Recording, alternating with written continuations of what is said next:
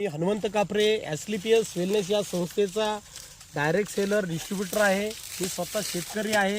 तर आज आपण जो पाहतोय जबरदस्त असा रिझल्ट जो आलेला आहे तो की 265 या व्हरायटीचा खोडवा या पिकाचा ऊसाचा आहे की फक्त 9व्या महिन्यातील हा रिझल्ट आहे।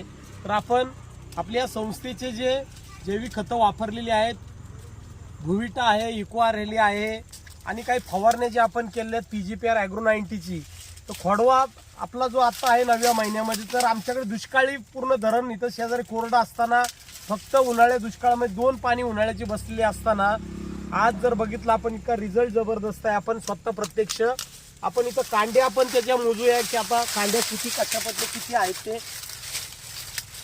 1 2 3 4 5 6 7 8 9 10 11 12 13 14 15 16 17 18 19 20 21 22 23 24 25 26 म्हणजे कवळी कांडी जर सगळं पकडलं तर ॲव्हरेज 25 26 ने ॲव्हरेज 23 24 कांडी 24 कांडी तर ॲव्हरेज 24 कांडी ऊस 9व्या महिन्यामध्ये आपल्याकडे 24 25 कांडी खोडवा या पिकाचा आहे। तर आज जर सांगेल एकच शेतकरी बांधवांना सांगेल की आज इतके जबरदस्त अशा पद्धतीने आपल्या जैविक खतांचे रिझल्ट आहेत। आजची काळाची गरज आहे की भरमसाठ होणारा रासायनिक खतांचा निम्म्याने खर्च कमी करून आज जर बघितलं आपलं 25 ते 30% आमचं शेताला ऊसाला कसलंही शेणखत नसताना हा जबरदस्त रिझल्ट आलेला आहे।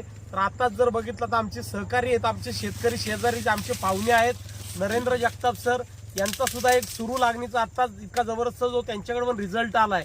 तर शेतकरी बांधवांना सर्वांना विनंती आहे की सर्व शेतकरी बांधवांनी आमची ॲस्क्लेपियस वेलनेस या संस्थेची जैविक खते वापरा। धन्यवाद।